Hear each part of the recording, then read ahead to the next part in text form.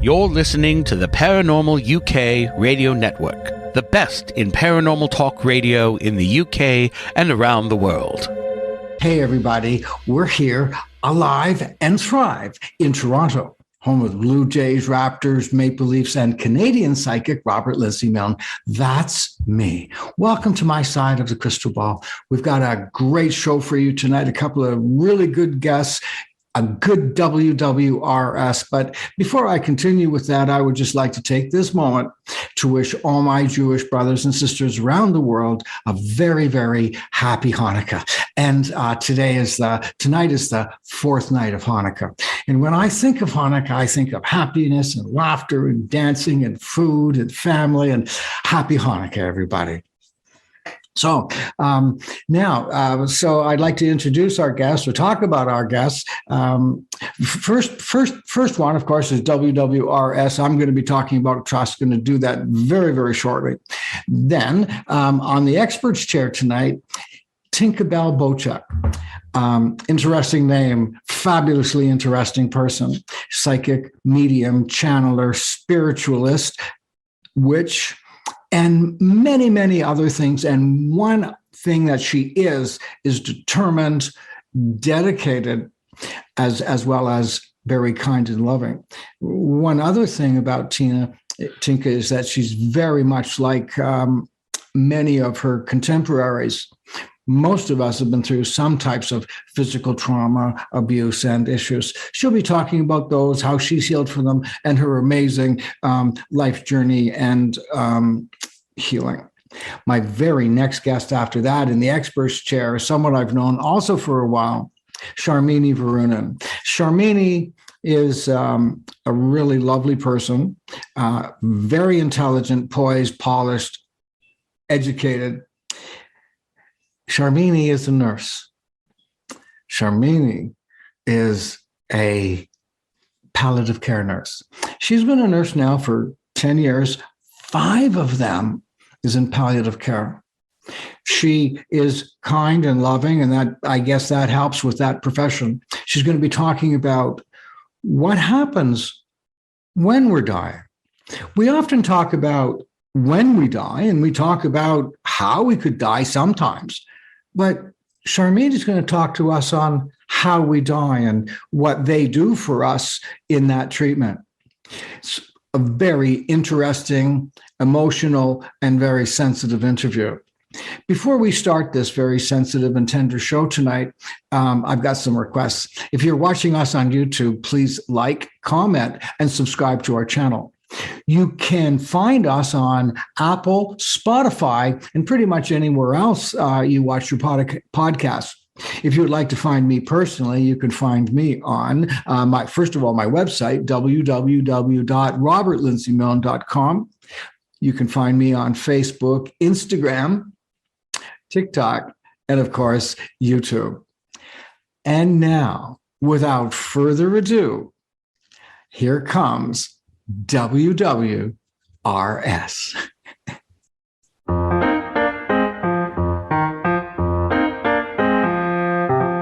My WWRS tonight is about a very important factor in every single relationship we have. It's called trust. What is trust? How do you get it? How do you build it? Can you lose it? Can you get it back again? Well, trust is based on 4 elements. And those 4 elements are openness, acceptance, reliability, and congruence. Openness, acceptance, reliability, and congruence. And if all 4 of those factors are present in a relationship, then trust is being built. If one or more of those elements are missing from a relationship, then trust is breaking down and indeed even being destroyed. So now every relationship of these 4 elements are applicable. However, they're also relationship appropriate. And when I say openness, I have no secrets. You're going to have a different openness with your with your husband or your wife than you would have, say, with a boss. You would share everything that applies to your work with your boss. just as you would, but you wouldn't share with your boss what's the intimate parts of a relationship. So it's relationship appropriate. I have no secrets. And by the way, in a love relationship, in a marriage, there should be no secrets. Acceptance. Who you are is okay by me. You don't have to change. You're just the way you are. That's acceptance. And when you're around somebody that accepts you, you just know that and you feel relaxed. You feel comfortable in that acceptance. Reliability. Following through on what you say you're going to do, or living a lifestyle that's consistent, paying your bills, telling the truth, being on time, following the rules, being consistent. That's reliable. And the fourth element in building trust is congruence. Walking the walk, talking the talk. Meaning that you live the values you propose that you have. So congruence is following through on the values you say you have. I love women, someone could say, but yet in a moment of anger would be reduced to the C word. Or I love all races, but yet in a moment of stress or tension or anger, or even humor, by telling a racist joke. That would be incongruent. Congruence would be living up to what you profess you are. When all those factors are present, then the relationship, trust is being built. When one is missing, trust is being broken down and destroyed. And by the time you get to the zero mark in terms of your trust account, so much damage has been done in your relationship, you'll have to work really hard to get it back again. But it can be done. Just remember, openness, I have no secrets. Reliability, I follow through with my word. Acceptance, who you are is okay by me. And congruence, I walk my talk. I live up to my behavior, my morals, and my values. And when you do that, you're going to have very trusting, very happy, and very comfortable relationships. And that's my WWRS for tonight.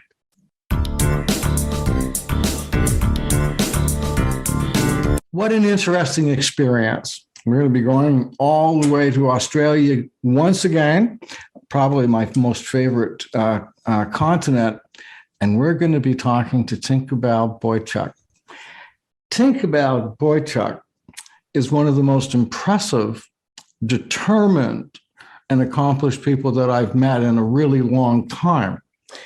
And as a sidebar, she happens to be an intuitive medium, psychic, an empath, a witch, that's with a W, and she's agreed to talk with us about her skills and about her amazing survival skills. Tinka, it's a privilege and an honor to have you on my show. What a delight. Welcome. Thank you so much for having me. I'm excited to be here. So, I have to ask you this question. We were just talking just before. I really believe in your abilities. There's no question about that. But you're a psychic medium, intuitive empath, energy channeler, witch, healer. I would also say that you've got the makings of a really good mentor. But what's the difference between being intuitive and being empathic? Or is there? Well, for me, intuitive, sometimes I just get that, I get a feeling. I get either visions from spirit, there might be words. Did you say spirit? Yes. Oh, okay. Yes. Okay, yeah. Sometimes it's just like that gut feeling that I have. Empathic is different. I feel other people's emotions. I can understand exactly what they're feeling in that situation. And until I learned how to distinguish what was my feelings and what was their feelings, I used to think a lot of that was my own. And once I was able to determine that it was other people's energies that I was reading and picking up on, that's when it was made a lot clearer for me, and I could distinguish between the two a bit more. So the connection, your personal connection with that other individual is empathic. Your psychic or whatever is the intuitive. Is that correct? When you're led by spirit, and is that how you're seeing it? Yeah, I think that's how I'm saying it. No, it's just, seeing it, yeah. Yeah, because sometimes I'll be with someone and I won't necessarily pick up on them empathically because they've either got their shields up or they've got things up, but I'll get intuitive messages that come through, things that I know about that person that I wouldn't normally know because I've never met them before or never come across them before, but things that I know about them, how they are as a person, people surrounding them in their lives. How did you learn how to do that? And when did you learn how to do that? I think I've always had the gift, but I never really connected with it until probably 2016. I was at the end of my marriage and I was going through a really hard time. And for me, Facebook was my one way of connecting with people. So I was reading a lot, going on lots of Facebook pages. I was watching a show in Australia that was on called Psychic TV that was on 4 nights a week. And I would stay up late every night that it was on and tune in and watch all the readers doing their thing and connecting that way. And then I realized that as they were reading, that the people that they were reading for, I was picking up things and then they were actually saying the things that I was picking up on. So I was kind of getting a bit of a vibe for it then. However, it's probably not until maybe 2018, so in retrospect, were you picking up those things that either not acknowledging them or unconsciously following them? I don't think I was probably a bit of both because I wasn't thinking about being psychic or having psychic abilities or anything like that. I was getting like a gut feeling about something. And because I wasn't able to determine at that stage what was my own feelings or someone else's, I kind of didn't know if I was connecting or if I wasn't connecting. But probably in about 2018, 2019, that's when everything really kind of started like falling into place for me. I was really connecting with spirit a lot more and being. How did that happen? I'm particularly interested in how did you contact or get in touch with spirit, as you say?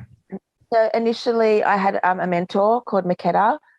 She was one of the psychic mediums on PTV. Oh, yes. Yeah, and we connected, and she is like a soul sister to me. I love her dearly, and she made me aware of things that I wasn't really aware that I was doing. I'm a huge writer, so if I can't express to someone how I'm feeling, or if it's something that I just need to get off my chest so I'm not doing headlaps with myself, I write things down. So I did a lot of poetry writing, a little of writing, getting things off my chest, and that's when she was telling me that, my poetry is my spell work. That's me creating spells. It's me creating all these different energy and things like that.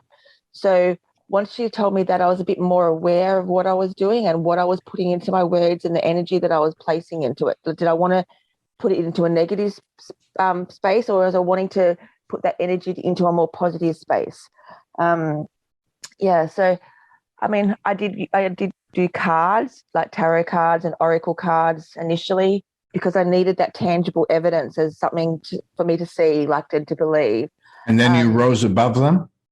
Yeah, and then this year I still haven't got rid of them. I won't get rid of them, but I've put my oracle and tarot decks aside. And from about March this year, I've been purely going on my intuition, my psychic, and my mediumship. So it's been extremely strong. How do you know the difference between spirit and Tinka Bel? Okay, so and Boczek, because there's two different vibes with those names. Yeah. So, like when I know it's me, like if I'm imagining something, it's from my left forehead. So I get like visions or thoughts from there. If I get messages from spirit, it's always in my right ear, and the messages or videos or whatever images that are playing all come from the right side and then go across. So once I was able to determine the difference between the two, it made the connection with spirit a lot easier. So then you hear the words through your right ear, and through your left side, you have the feeling or the energy or the vibes. Is that what you're saying? Because that's fascinating. I love that. Well, like, so for instance, like if I get a message from spirit, it'll be that within that 1, 2, 3 second kind of mark that comes through on the right side. All right. So I haven't had time to conjure up what could be possibly happening or think about what was happening. Okay. If I'm thinking too much about it, that's when I know that I'm not connecting with spirit and that's me. I'm just trying to drum something up, so to speak. All right. But from spirit, it's all through my right side, and it happens really quite quickly. Okay. Well, that's really fascinating. So you're now at the point where you're the medium, rather than use a medium to do your work. You're the medium. Yes. Has there been any differences in your throat in the last year or so? What? Most definitely. Has there? I think I have a very good, clear throat chakra now. I used to bite my tongue a lot and not say what was on my mind because fear of upsetting other people. Yeah. And by doing that, it was making me ill. It was making me sick. I was, having a lot of self-doubt and things like that. I'm taking on energies that weren't mine. So the moment I started speaking my truth and being true to myself in every shape and form, everything just got so much clearer. Everything was so much better. There was improvement all across the boards in my life, in every shape and form. What kind of things do you tell people or talk to people about when you're doing your readings, be that through spirit or through you? By the way, I think both come through you, but one is, like spirit brings it, but it's still coming through you. Well, sometimes it'll be a question that the sitter or the person that I'm reading for is asking, and that will incite a whole range of messages coming through. Mm-hmm. Sometimes I can just pick up on their energy, and I will say to them straight up before we start, I'm picking up on this vibe, blah, blah, blah. Mm-hmm. Can you resonate with that? And that sort of gives me a vibe on and gives me a feeling on where exactly they're at and if I'm connecting quite well to them. Quite often I've had mediumship, and I've had those spirits standing there straight right in front of me, almost like a hologram of a person, being really, really clear. Really? You see that? And you just started doing that like when you were 40 or 41? You had, not even as a kid though? Not that I can remember. Really? I feel like I have been connected, but I wasn't really aware. Like I've had lots of deja vu. And things like that. And even now I have little flashbacks to certain parts of my life when I went, oh my God, I was actually connecting with spirit.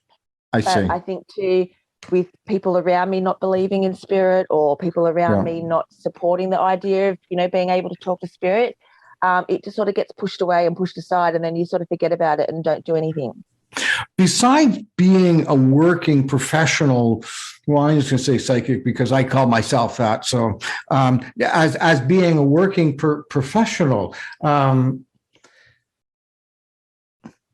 you had to fight to get there. It wasn't like you just sort of became a professional. You've been fighting over the past few years with some challenges. I have, Would you like to share? Maybe there's somebody out there that you could inspire. You certainly have inspired me. So I was married. I'd been married since I was 23, and I left my husband when I was 37. We had 3 children together, and towards the end of my relationship, it was a domestic violence involved. I was 45 kilos, and I looked like a skeleton. And I was at the stage where I was like, if I don't leave this relationship on my own being, I'm going to be leaving in a body bag. Was getting that violence? There was a lot of emotional, a lot of mental, Yes. There was a little bit of physical, but it was the emotional and mental that was just debilitating. And the controlling aspect that he had over me was just diabolical. Food for me was the only thing that I did have control over. So I could decide whether I wanted to eat or whether I didn't want to eat. So I became anorexic because that was, as bad as it was, I had control over that. It was, I decided what was going in my mouth, how often that food was going in my mouth and when. But that, I didn't like the way I was feeling. I didn't like the way I was looking, and I needed to make a change. And I was like, you know what? What's worse? Two parents staying together and it creating this disturbing home life for our children, or having two parents that were separate and happy, and having our children raise up and be happy and, you know, and have some stability. So I chose the latter. I chose to leave, and unfortunately I had to leave my children, and they are with my ex-husband and his mum. But I needed to do that for me. I truly did, and I needed to do that for them. And I hopped into another relationship pretty quickly after that. And I was in that relationship for 2.5 years. And through that relationship, she was really quite supportive, and we both had psychic abilities, and we were encouraging each other and building each other up and things like that. But there was also drug abuse in there as well. And there was some drug abuse too while I was with my ex-husband. I can happily say that I'm clean and sober, and I'm doing fantastically well, and I don't ever want to go back. So with your ex-husband and ex-partner, what was the Popeye the Sailor Man moment for you? And I think I should tell everybody, everyone else what. So the Popeye the Sailor Man moment, if we think of the cartoon Popeye, in every episode, what happens is Bluto beats Popeye up, ties him up in chains, throws him in the ocean or something. And then he kidnaps Olive Oil, Sweet Pea, or Poop Deck Pappy, or any of the three, or all together.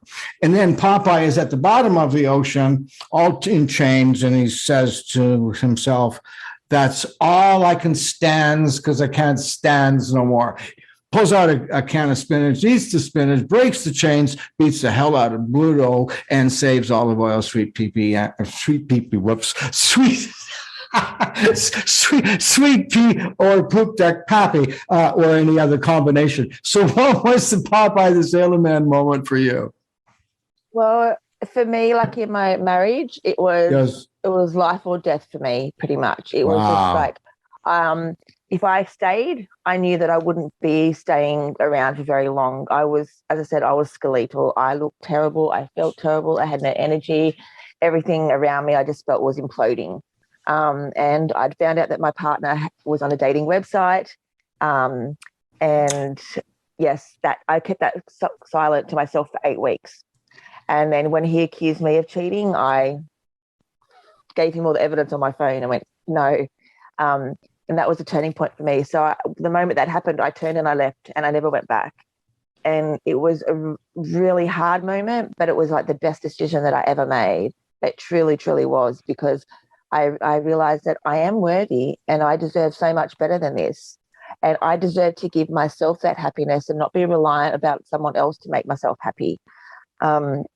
With my ex-girlfriend, that breakup really took me by surprise. I did not see it coming, and I'm so grateful for that breakup. It was the breakup that I needed to have, because it was the breakup that pushed me into 5 or 6 weeks of shadow work, locking myself in my room and just doing me. And I came out of that amazingly well. And like, you know, people were just going into lockdown in 2020, and I'm going, oh my God, I've already been in lockdown. This is amazing. I still don't have to see people. I can still focus on myself. I can still do this. Like, to me, being isolated was a gift. It was a reward. Like, I was just thinking, this is amazing.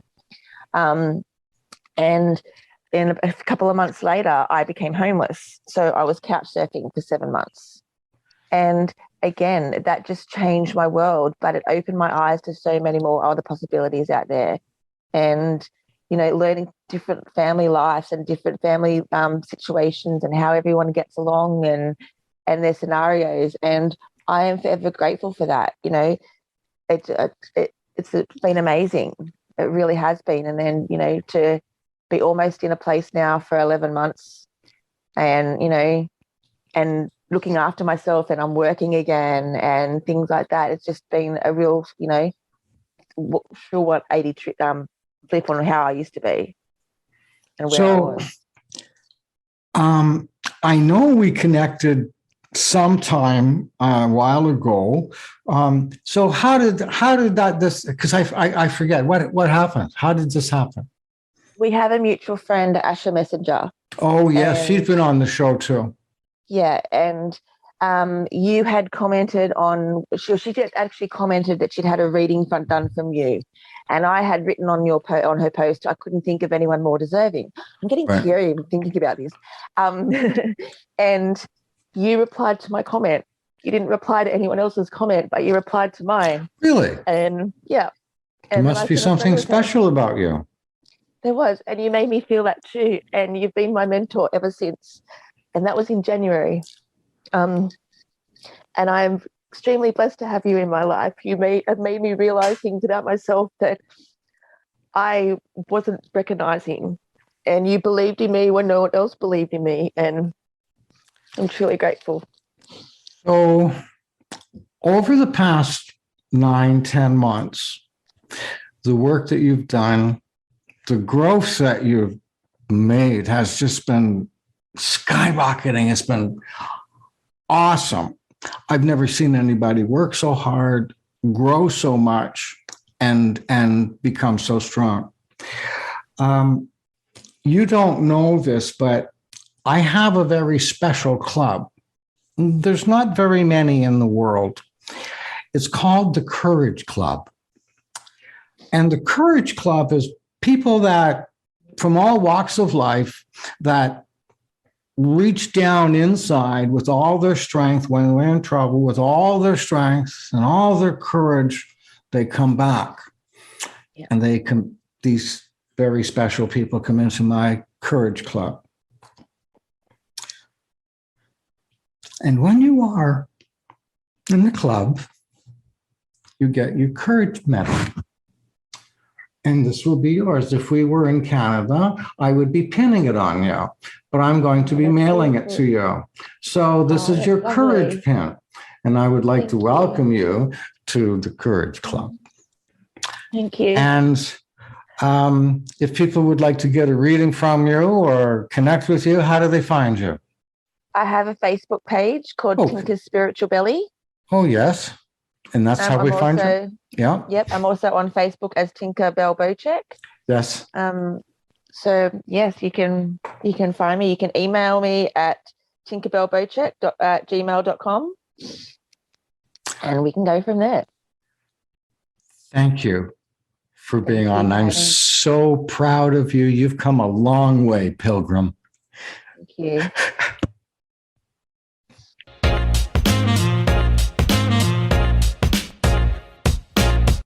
My guest tonight, Sharmini Varunan, registered nurse and a specialist in palliative care. And I have to admit that I know Sharmini and her family. And at times she and her family have consulted me. Tonight is the first time I'm going to get to the opportunity to hear what Sharmini has to say rather than what I have to say. Sharmini, welcome to my side of the crystal ball, and it's so great that you're here with me. Thank you for having me, Robert. I'm very happy to be here and be on your show. Congratulations. Great, thank you. So you are a palliative care nurse. Correct. What is that? What is a palliative care nurse? What do you do? So I've done palliative care and that's a bedside nurse. So I worked in a hospital where I took care of patients while they're at the end stage of their life. Wow. And now I'm working where I deal with patients and families over the phone and trying to help them virtually, especially after the pandemic, to help them through that phase and also support them in the community. So So- I'm doing it a little differently now. Yeah, so you're not actually doing but you have done all the hands-on work, but now you're doing, what are you doing now in your role in palliative care? So with the experience I've had working in bedside, which is the key, the base of palliative care, where the core of palliative care lives, I think. So I'm using that experience to help patients and families navigate through their palliative experience, especially post-pandemic. A lot of the families want to be home and be with their loved ones. So trying to support. Pandemic where more people would die, complete their life or pass on in the hospital or in a more professional setting. And then post-pandemic or mid-pandemic, people wanted to complete their lives at home. Is that more prominent now? There was a huge shift, and I lived through it as somebody who worked through the pandemic. There was a lot of fears of being alone in the hospital because there was a lot of restrictions for visitations and things like that. So even when we felt that the families were struggling or the patient wanted to come in, the sheer fact that they are going to die alone changed that. So there was a big push, both from healthcare and personally, to help those families create that environment in their home where they could die peacefully, which is ultimately what you want, right? How does a girl like you end up helping people complete their lives? How did you get drawn into it? You've been a registered nurse for 10 years, and 5 of those has been committed to palliative care. How did that happen? It was an accident. Like, did you get the short straw or something? Is that? You know, when you graduate as a nurse, when I did graduate as a nurse, that's not the first job that most students want. Do you think, eh? Yeah, because it's going backwards. Majority of nurses want to start off in med surg, where they get to learn all the different skills and, take care of a patient in an acute setting. Palliative care is completely different. And I think it was where I became the best nurse, actually. Really? So how did you get there? Like, did somebody say, here, we've got this spot for you, or you needed a job, or how did that happen? I did my training there, and okay. Yeah. So I sort of landed a job there, and there's a saying, ignorance is bliss. I didn't know much about it other than I got a job, and I'm going to do the best I can. Right. And I went with it, and I learned a lot.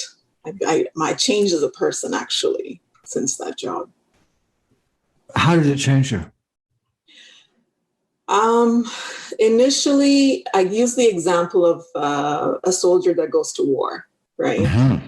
So when they go to war and they see the horrible things that they see and they come back home, they can't expect their families to understand what they went through. So for me, when I went to work, it was a type of war for me. It was seeing people die and wrapping bodies and seeing families in misery, young children laying over their mother that's no longer alive. So it was hard for me. Do you think? What an amazing sacrifice, commitment. Thank you so much. So it was hard for me to connect with regular people. Yes. Oh, you mean those that aren't dealing with people that are in acute care or completing their lives? Right. Well, who would understand that? So that's how I dealt with it. They can't understand it because they did not go through it. That's right. So over the years, I've come to realize that everyone is capable of doing that to their loved ones. It's just they're not put in positions where they have to do it. As in helping them complete their life. Right. I see. So I believe everyone is capable of doing that. as a support emotionally. Yes. Which would then make it easier for the support workers to be more detached technically. Is that or just the details of the work or the job? I think it will help with the healing for both the person that's dying and the person that's going to grieve after as well.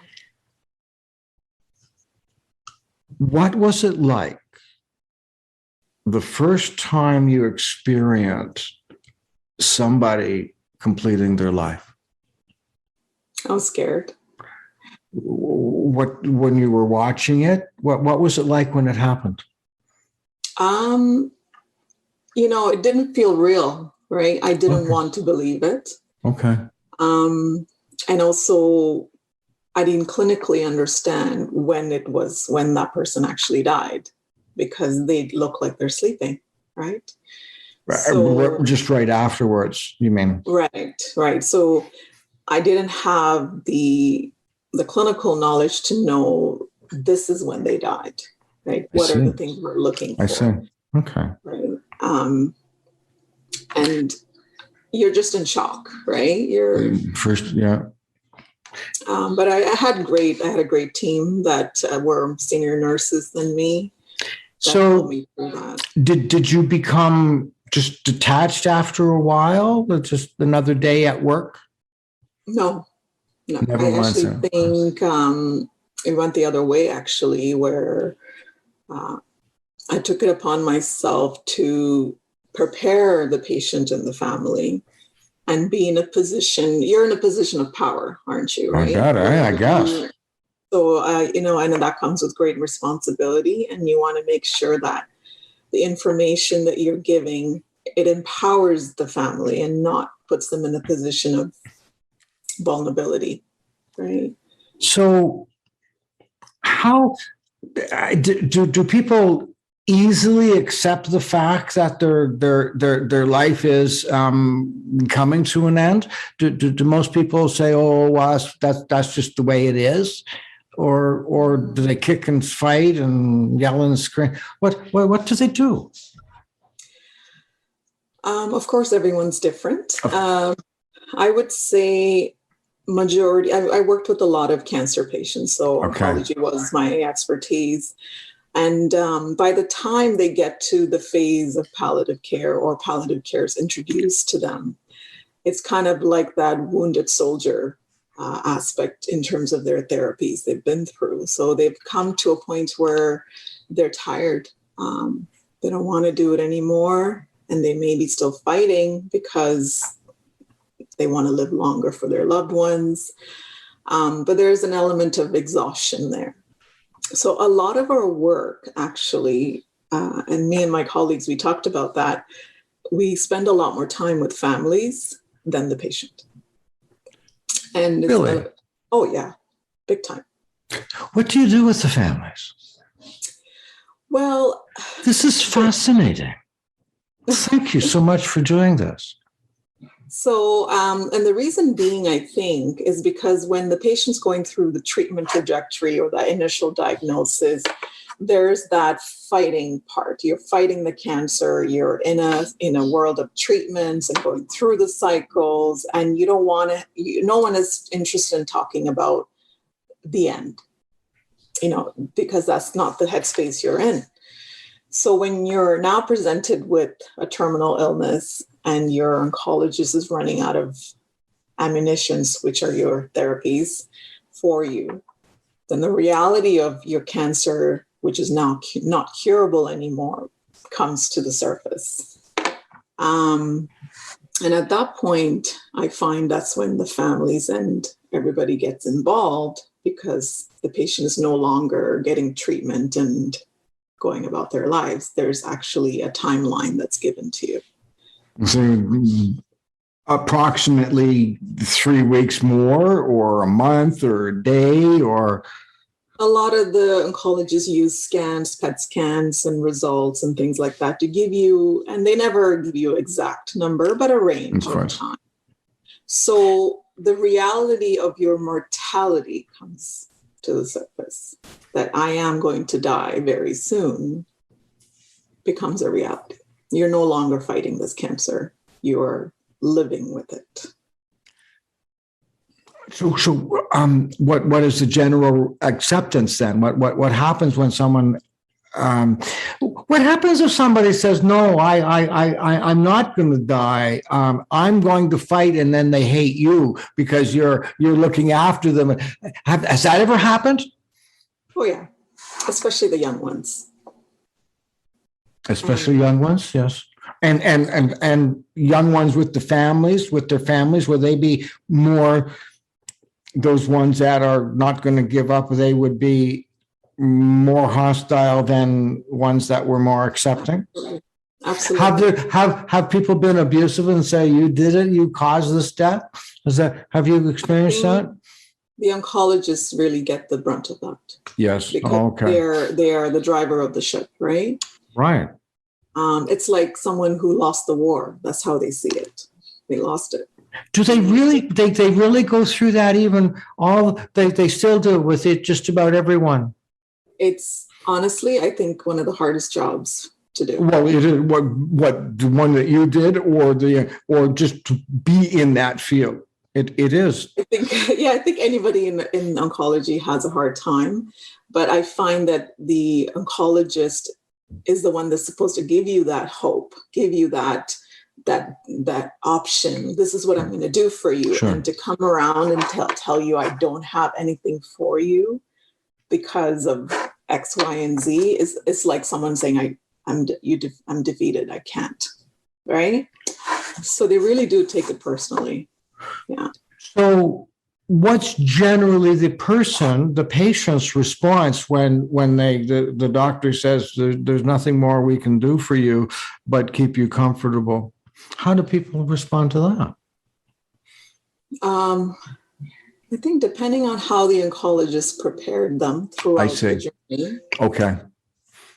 Because especially if the treatment was curative in nature, then you are in a position where you're giving them the best of the best, and you're shooting them with the strongest therapy that's available, because your outlook is cure in nature.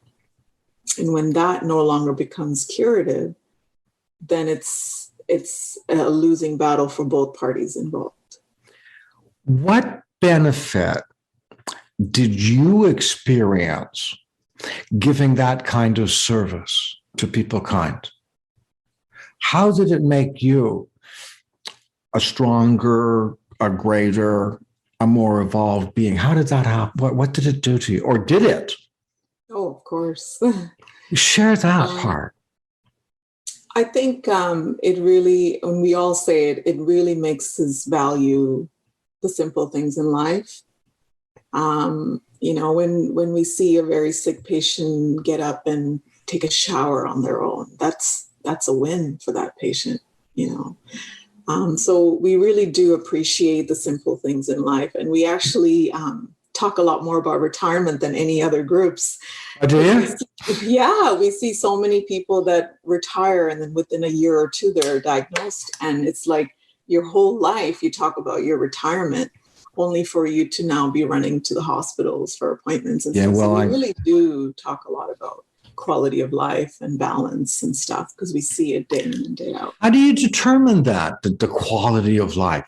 I had a friend in the last couple of years when you helped me with this friend who got sick with cancer. And this friend was not willing to give up the ship, and right to the very end put up, and the whole family did too. How do you handle somebody like that just will refuse to let go in spite of the fact that they're quickly slipping away? How do you handle that? I cheer them on. Do you? Because that's what keeps them going. I see. Right. So as a nurse, you have to be a chameleon, because you have to read the room. If that is what she wants and that is what she desires, then you have to support them as long as you're not abusing your power. So, for example, that's where the oncologists struggle, because they have the power to now give a treatment. But if that treatment is going to cause more harm than good, then there's the abuse of power, right? As nurses, we have the ability to just work on the sidelines of their symptoms, their day-to-day. So for her, knowing that she's alive and she's going to keep fighting every single day is what drove her. So Right. if I were to break that, it's not going to do any good to her other than remind her again. Crush her and make her bummed out at the end of her life. So, and then how do you deal with somebody that says, okay, I'm on that conveyor belt. I'm eventually going to be in the sawmill. How do you deal with that person that says, okay, this is the way it's going to be? How do you deal with them? We call them the easy case. Oh, okay. Right. Oh, okay. Yeah. Like, welcome to our side of the, Yeah. We can dig into it deeper. I find we can do legacy work on them. We can prepare. We can really get into more than just their treatment and their trajectory, their families. What about your situation in your home? How are you going to organize your life so that your family just basically has to call your lawyer and everything is done, right? So besides being a physical, hands-on, do the work, like give them the needles and put the needles in the lines and change the bedpans and all that kind of stuff, you're also responsible for their emotional state of mind as well? Yeah, it's an interdisciplinary team, so many people are involved in that care. A nurse, a doctor, a social worker, everybody's involved. But you're on the front line. Yes, we have the luxury. We have the luxury of spending a lot of time with our patients. So that is where most of our work comes from. Yeah. So we really get to know them, their families and what's happening to them. So we are sort of the informer for the rest of the team because we have the luxury of having 2 or 3 patients a day and spending that time with them. So when one of the easy ones come to the awareness, okay, the inevitable life process, I'm going to, go out like a man, or I'm going to go out like maturely or in a spiritual way. What type of things are they interested in as they're completing their life? What do they think about? Do they think about they could have done better at work, or they could have been more successful in their hobby? What kind of things do most people seem to talk about? At the end of it all, I realize, even the miserable ones, ultimately it surrounds love. Really? So, yeah. As in they gave too much or didn't get enough, or they just want to be around love. If that means being around their children, being around a child that was estranged, let's say, or the regrets that all resurfaces. So in the context of love is what I see mostly, that sort of stays at the end, even till the end. I find that is what holds on more than money and everything else that they are dealing with. Yeah. Have you ever seen a situation where a parent disowned a child at the completion of their life? So that's interesting you say that, Robert. I think people grieve differently. Okay. And we had a situation where there was a young man, and the mother, agreeably so, was miserable and did not want to see her young child die before her. And she gave everybody a hard time appropriately. She wanted everything done, but the reality was he was not doing well. And so we were all nervous and dreading the day that he will die, because we knew that day was coming. And when we called her, and it was in the middle of the night, we try to call before they die, just so that they could be around them. And there's certain indicators we have. And she never came. So there's 2 ways you can look at it. So the one way is she didn't want to come, or the other one is she didn't want to remember him that way. So I took the latter. So. How do you look after yourself? You know, I happen to know that in the last year, there was a loss in your families. I'm going to dedicate this episode to your father-in-law, by the way. At the end, we'll post a dedication to him.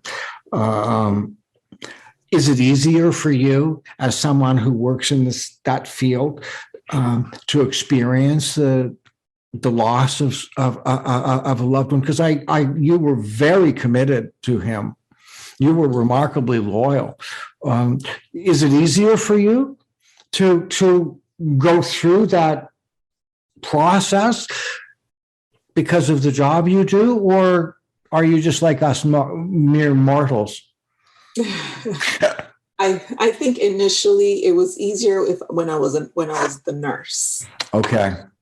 But because they don't mean anything to you. Like they don't touch your soul, right? Right. You're able to clinically look at the issue, understand what's happening, and you're giving the reality check on that. The minute I removed that layer and I was the daughter-in-law, it opened up other cans of worms that I held on. So it was actually very painful, Robert. Yes. I do recall. But I'm using that to help others for sure. I think it humanizes the experience now for me.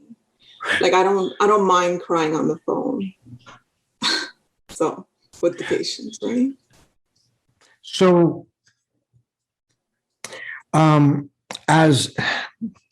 thank you for sharing that. That's very, very brave of you.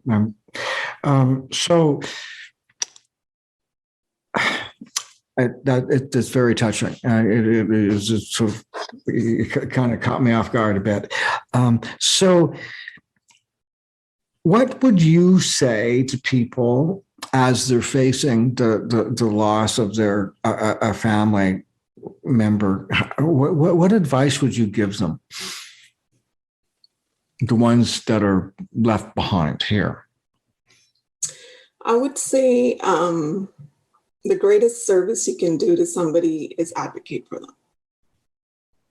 Because it's a lot. It's a lot to handle when you're sick and you're not remembering anything. You're asked to take care of yourself and to deal with appointments and doctors. And